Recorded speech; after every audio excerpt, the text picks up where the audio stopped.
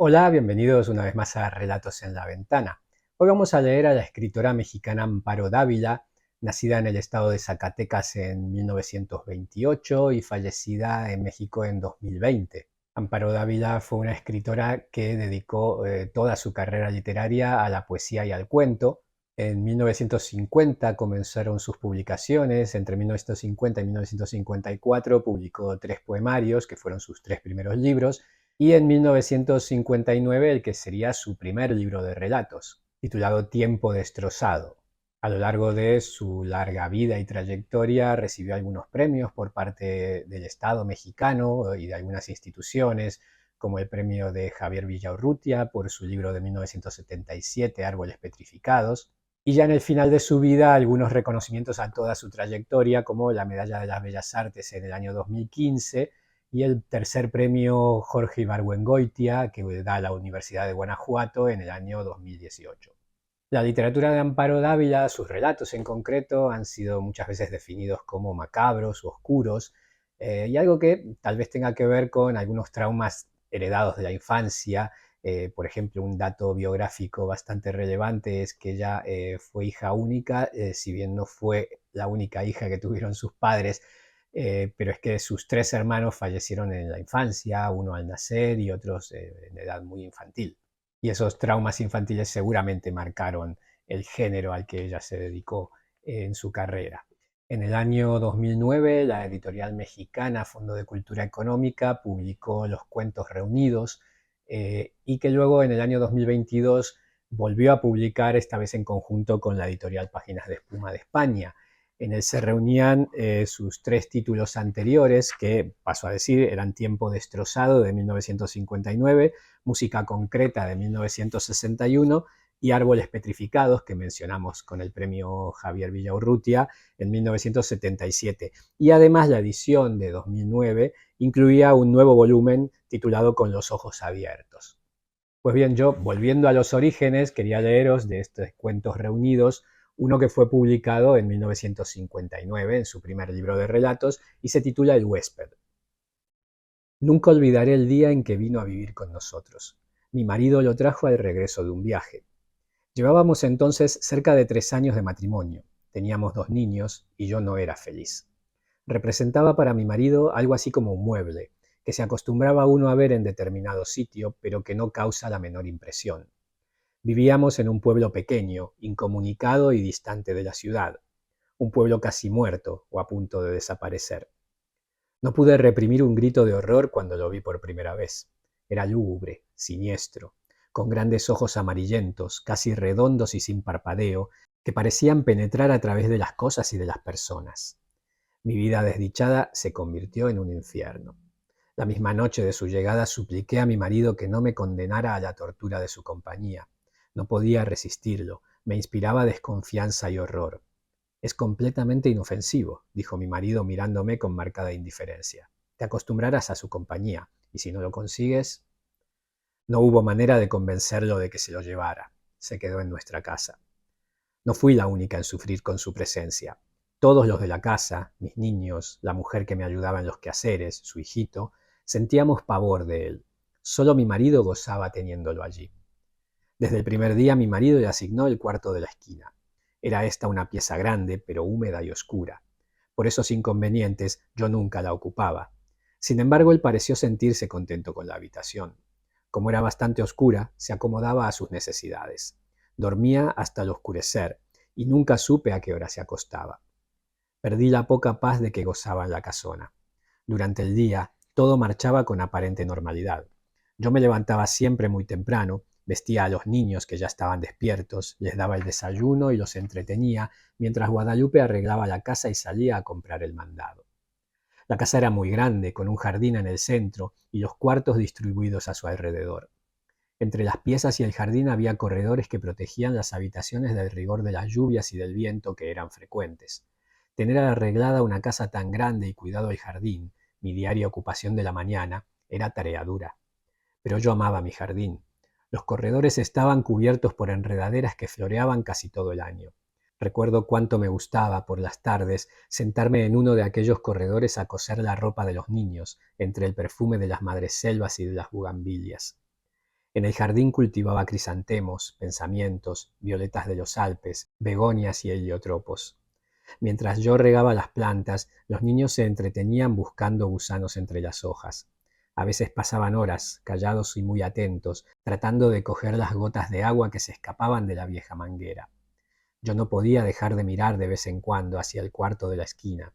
Aunque pasaba todo el día durmiendo, no podía confiarme. Hubo veces que cuando estaba preparando la comida, veía de pronto su sombra proyectándose sobre la estufa de leña. Lo sentía detrás de mí. Yo arrojaba al suelo lo que tenía en las manos y salía de la cocina, corriendo y gritando como una loca. Él volvía nuevamente a su cuarto, como si nada hubiera pasado. Creo que ignoraba por completo a Guadalupe, nunca se acercaba a ella ni la perseguía. No hacía a los niños y a mí. A ellos los odiaba y a mí me acechaba siempre. Cuando salía de su cuarto comenzaba la más terrible pesadilla que alguien pudiera vivir. Se situaba siempre en un pequeño cenador enfrente de la puerta de mi cuarto. Yo no salía más. Algunas veces, pensando que aún dormía, yo iba hacia la cocina por la merienda de los niños. De pronto lo descubría en algún oscuro rincón del corredor, bajo las enredaderas. «Allí está ya, Guadalupe», gritaba desesperada.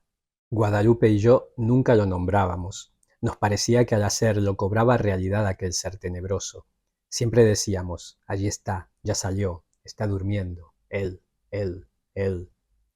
Solamente hacía 2 comidas, una cuando se levantaba al anochecer y otra, tal vez, en la madrugada antes de acostarse. Guadalupe era la encargada de llevarle la bandeja. Puedo asegurar que la arrojaba dentro del cuarto, pues la pobre mujer sufría el mismo terror que yo. Toda su alimentación se reducía a carne, no probaba nada más.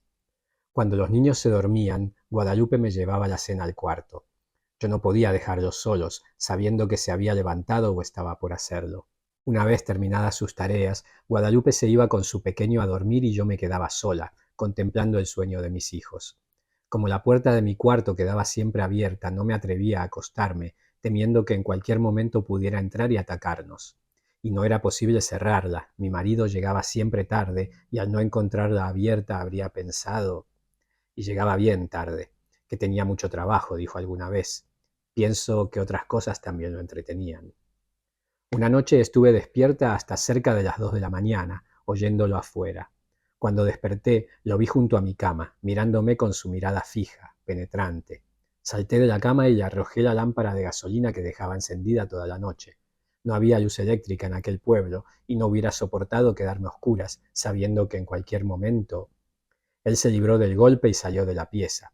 La lámpara se estrelló en el piso de ladrillo y la gasolina se inflamó rápidamente. De no haber sido por Guadalupe, que acudió a mis gritos, habría ardido toda la casa. Mi marido no tenía tiempo para escucharme ni le importaba lo que sucediera en la casa. Solo hablábamos lo indispensable. Entre nosotros, desde hacía tiempo, el afecto y las palabras se habían agotado. Vuelvo a sentirme enferma cuando recuerdo. Guadalupe había salido a la compra y dejó al pequeño Martín dormido en un cajón donde lo acostaba durante el día. Fui a verlo varias veces, dormía tranquilo. Era cerca del mediodía. Estaba peinando a mis niños cuando oí el llanto del pequeño mezclado con extraños gritos. Cuando llegué al cuarto, lo encontré golpeando cruelmente al niño. Aún no sabría explicar cómo le quité al pequeño y cómo me lancé contra él con una tranca que encontré a la mano y lo ataqué con toda la furia contenida por tanto tiempo. No sé si llegué a causarle mucho daño, pues caí sin sentido. Cuando Guadalupe volvió del mandado me encontró desmayada y a su pequeño lleno de golpes y de araños que sangraban. El dolor y el coraje que sintió fueron terribles. Afortunadamente, el niño no murió y se recuperó pronto. Temí que Guadalupe se fuera y me dejara sola. Si no lo hizo, fue porque era una mujer noble y valiente que sentía gran afecto por los niños y por mí. Pero ese día nació en ella un odio que clamaba venganza. Cuando conté lo que había pasado a mi marido, le exigí que se lo llevara, alegando que podía matar a nuestros niños como trató de hacerlo con el pequeño Martín. Cada día estás más histérica. Es realmente doloroso y deprimente contemplarte así. Te he explicado 1000 veces que es un ser inofensivo.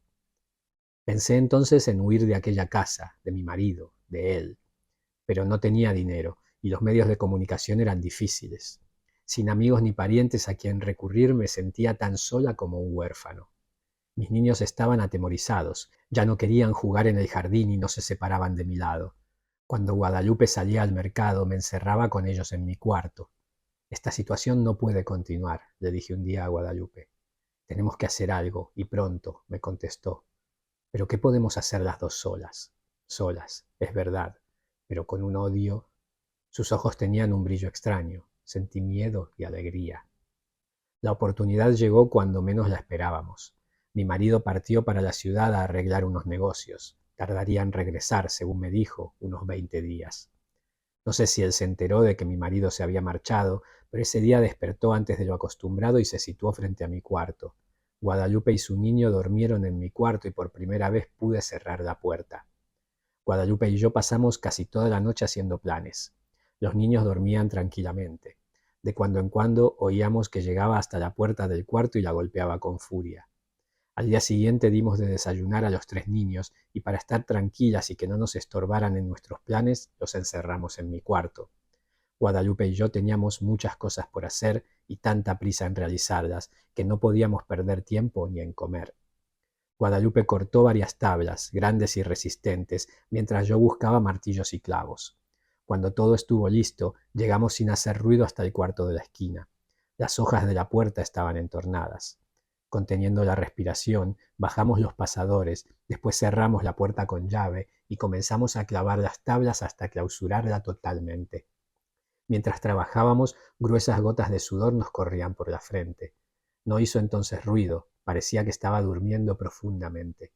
Cuando todo estuvo terminado, Guadalupe y yo nos abrazamos llorando. Los días que siguieron fueron espantosos. Vivió muchos días sin aire, sin luz, sin alimento. Al principio golpeaba la puerta, tirándose contra ella, gritaba desesperado, arañaba. Ni Guadalupe ni yo podíamos comer ni dormir, eran terribles los gritos.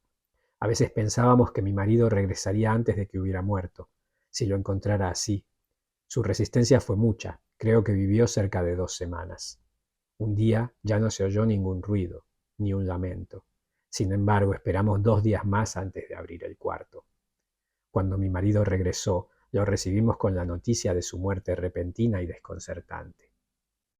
Este es el relato El huésped de Amparo Dávila. Espero que os haya gustado.